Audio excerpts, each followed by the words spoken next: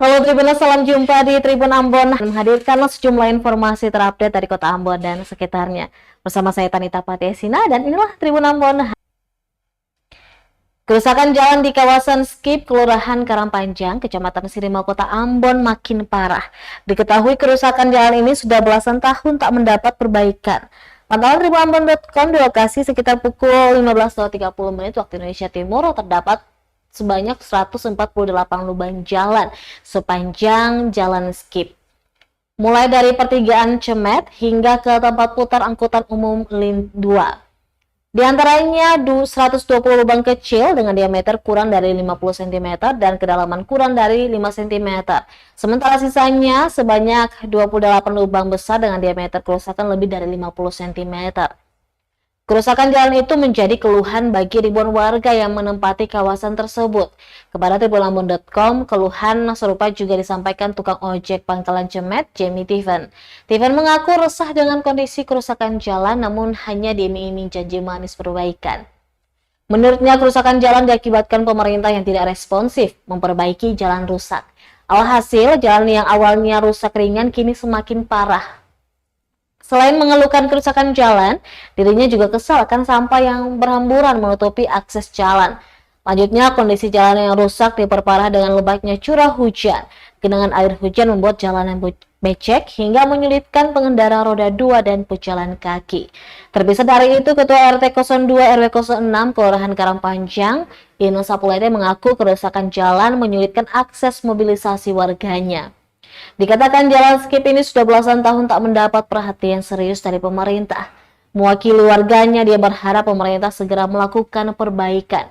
Di samping adanya kerusakan jalan setapak, tetapi menurutnya jalan utama ini sangat vital. Sehingga jika tak diperbaiki, maka kerusakannya akan semakin parah dan beresiko pada keselamatan pengguna jalan. Kami tukang ojek yang setiap harinya katong beraktivitas tukang ojek cemet di depan Alfamidi ini, kami juga merasa resah dengan jalan yang akses jalan yang masuk ke jalan utama Skip. Sebab apa? Kurang perhatian dari pemerintah soal jalan ini. Kemudian beberapa kali sudah memang ada janji-janji dari pemerintah untuk melakukan perbaikan, tapi sampai sekarang belum ada. Kemudian terkait dengan jalan juga mungkin lewat Tribun, kami juga mau bilang bahwa terkait jalan juga dengan sampah juga kadangkala juga menutup akses jalan dan lain sebagainya. Kalau bisa tolong diperhatikanlah jalan, sampah dan lain sebagainya. Dan lebih khusus jalan lah. Karena di musim penghujan ini kan becek dan lain sebagainya. Kalau akses jalan seperti begitu kan juga mengganggu pengendara yang lain ketika atau berpapasan. Ya, kalau jalan rusak ini memang sangat berdampak pengaruh untuk mobilisasi, ya, mobilisasi kendaraan yang masuk, kemudian juga masyarakat dalam beraktivitas sangat mempengaruhi karena di sini juga bisa menghambat anak-anak kan bermainnya juga di jalan.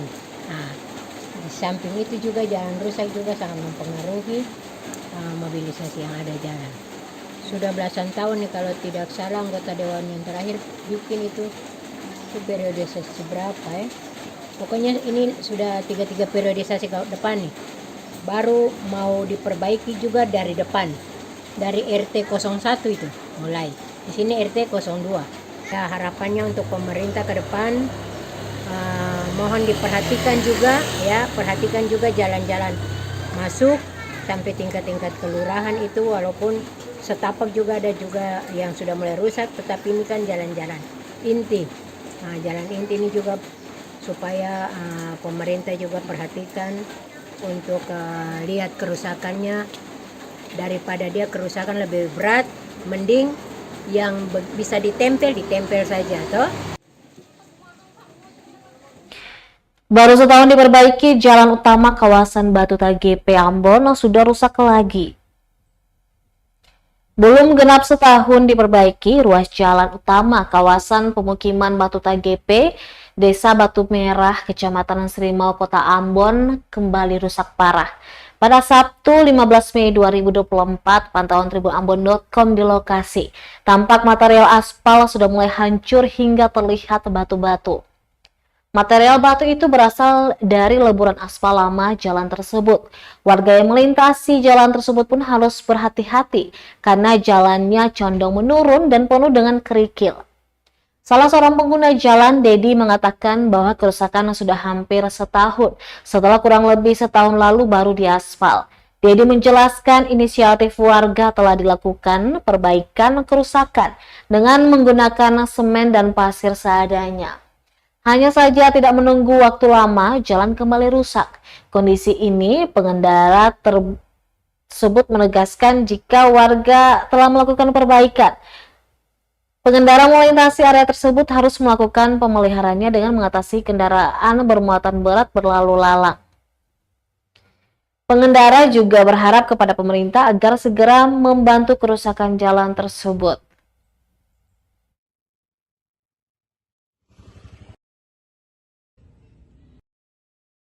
Kerusakan jalan yang ada di jadi kerusakan jalan yang ada di wilayah Batu TGP ini sebetulnya mungkin banyak disebabkan karena lalu lalang mobil-mobil yang membawa beban-beban yang berat, ya, truk pasir itu berulang kali lewat sehingga menyebabkan jalan tuh pastilah kelamaan pasti rusak saja, ya. Jadi memang itu saya bisa katong pungkiri, satu saat pun pasti jalan rusak. Hanya saja mungkin dengan inisiatif warga ini jalan sudah bisa diperbaiki tapi bisa dijaga lah, toh. Dan sampai kendaraan-kendaraan berat lewat lalu lalang tanpa menghiraukan pemeliharaannya. Kalau bisa dong bantu ketong tambal itu jalan-jalan yang lubang. Nah mungkin dari pemerintah sedikit bisa bantu lah, toh. Bisa bantu ketong untuk memperbaiki jalan-jalan yang sudah rusak itu. Mungkin 1 tahun adalah semenjak setelah ini kan jalan sepertinya baru di aspal kembali, mungkin ada 1 tahun tapi kembali rusak, mungkin karena lalu lalang mobil-mobil truk yang bawa barang-barang ini pasir, batu-batu, bebannya kan berat.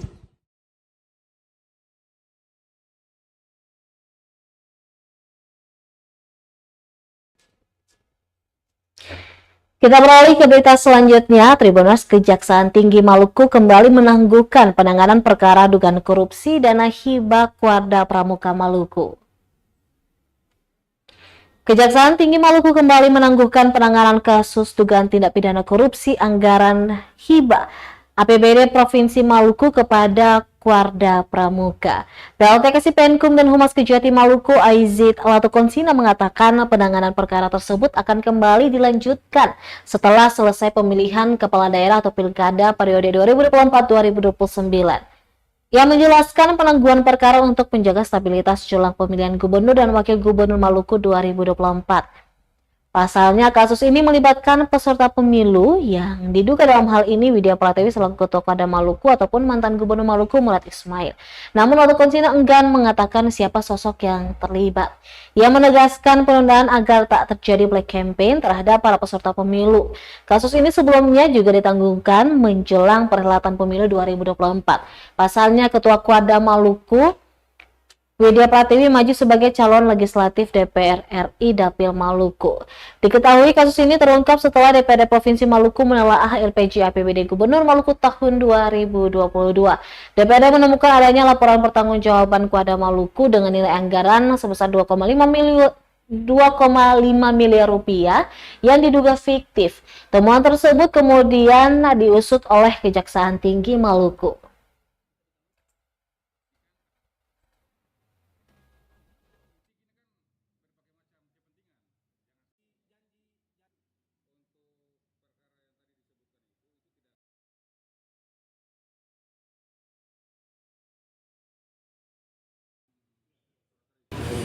Bertepatan dengan pileg, menjelang pileg, sehingga berdasarkan aturan internal untuk menghindari black campaign, seluruh jajaran kejaksaan diminta untuk menunda perkara-perkara yang melibatkan peserta pemilu, baik itu kepala daerah, calon kepala daerah, calon presiden, wakil presiden, calon anggota legislatif. Nah, oleh karena ada aturan seperti itu, sehingga penyelidikan tentang Warda Pramuka sementara ditangguhkan sampai seluruh tahapan proses pemilu selesai. Itu. Sampai seluruh tahapan proses pemilu selesai. Nah, ini kan tidak terlepas dari pilkada, dari pileg dengan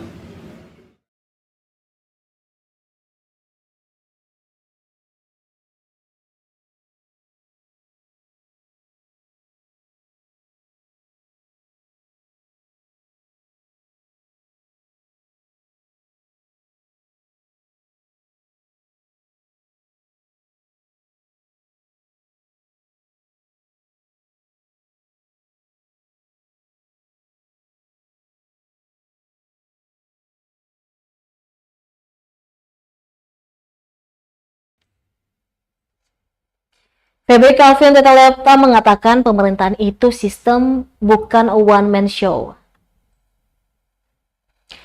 Febri Calvin Teteleta memastikan siap berkontestasi di Pilkada Maluku November mendatang. Sejumlah partai pun telah disambangi kembali dengan membawa formulir terisi serta kelengkapan syarat penjaringan lainnya. Kepada tribunambon.com, Deputi 1 Kantor Staf Presiden Republik Indonesia itu menjelaskan sejumlah alasan dibalik keikutsertaan merebut kursi Maluku 1. Satu di antaranya adalah memperbaiki birokrasi pemerintahan yang dinilainya tak efektif dan efisien karena dibangun dengan pendekatan like and dislike. Alhasil berimbas lambatnya pembangunan. Lulusan sarjana filsafat UKIM itu menegaskan jika diberikan kepercayaan oleh masyarakat untuk memimpin di provinsi berjuluk Raja-Raja ini, maka idealnya sistem akan diterapkan. Artinya pemerintahan dibangun berdasarkan sistem yang baik melalui sinergitas setiap elemen, bukan one-man show. Segudang pengalaman selama hampir 1 dekade di kantor staf kepresidenan membuatnya optimis meningkatkan kesejahteraan Maluku. Keoptimisannya itu digaungkan selaras perhatiannya terhadap pembangunan di Maluku. Dari pemerintah pusat, pria yang akrab disapa Bung Febri itu melakukan perbaikan jalan-jalan di Maluku melalui kebijakan Inpres nomor 3 tahun 2023. Lain sisi juga mendorong PLN untuk membangun jaringan listrik ke desa-desa terpencil di Maluku. Impian besar untuk menjadi gubernur Maluku sendiri muncul sejak tahun 2021 saat Bung Febri dipanggil oleh Jenderal TNI Purnawirawan Muldoko yang menjabat sebagai Kepala Staf Kepresidenan. Sebagai peserta kontestasi Pilkada Maluku 2024 ini, Bung Febri meyakinkan dirinya adalah pemimpin yang berani mengambil keputusan apapun demi kebaikan, kepentingan, dan kesejahteraan masyarakat.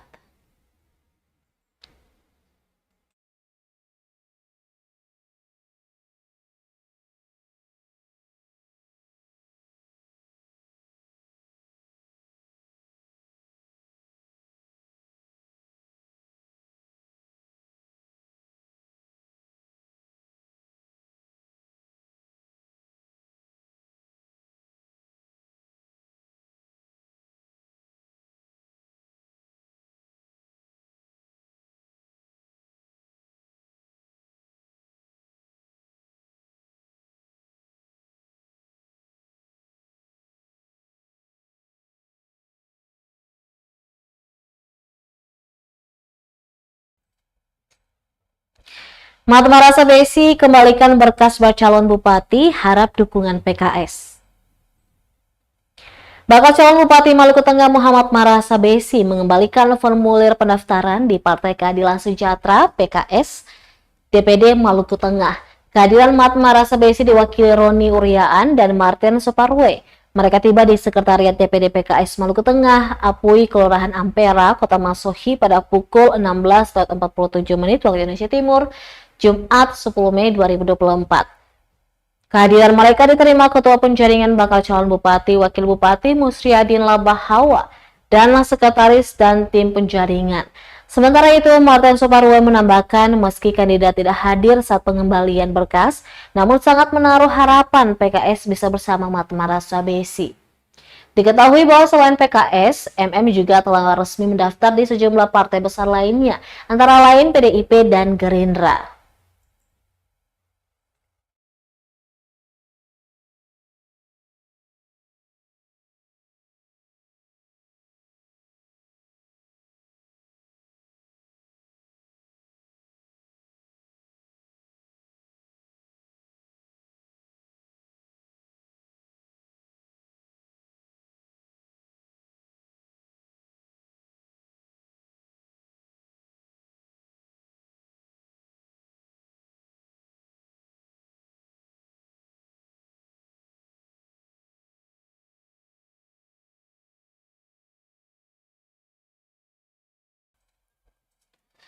Serius maju pilkada, MRO jadi pendaftar pertama calon wali kota Tuel di Perindo.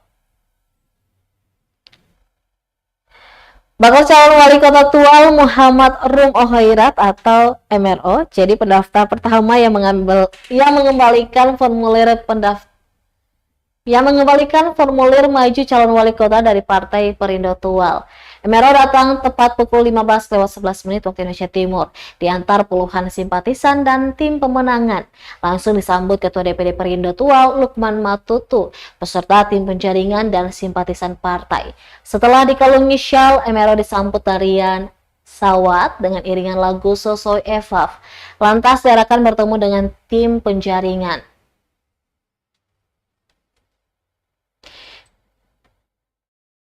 DPD Perindo Tuel untuk memeriksa kelengkapan berkas pendaftaran. Setelah semua dinyatakan lengkap, Ketua Tim Penjaringan Umar Rumah 3 kemudian menyerahkan berkas pendaftaran kepada Ketua Tim Pemenangan. Menurutnya sudah ada sinyal dari beberapa tokoh politik dan balon di Tuel, namun hingga kini belum ada kepastian waktu kapan akan menyambangi Perindo. Limit waktu pembukaan masih panjang, untuk itu bagi putra-putri terbaik di Kota Tuel jika ingin maju lewat Perindo, dibuka kesempatan sebesar-besarnya.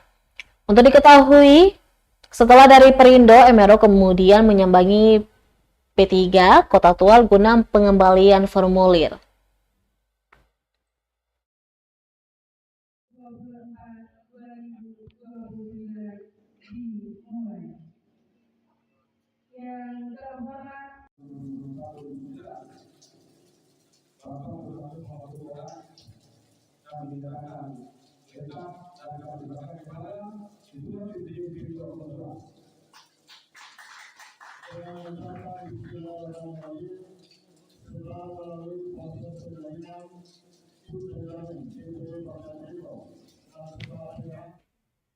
Baik Tribuners, demikianlah Tribun Ambon hari ini, edisi 11 Mei 2024. Saya Tanita Patiasina serta kru yang bertugas undur diri. Sampai jumpa lagi dan amatur. Download Tribun X sekarang.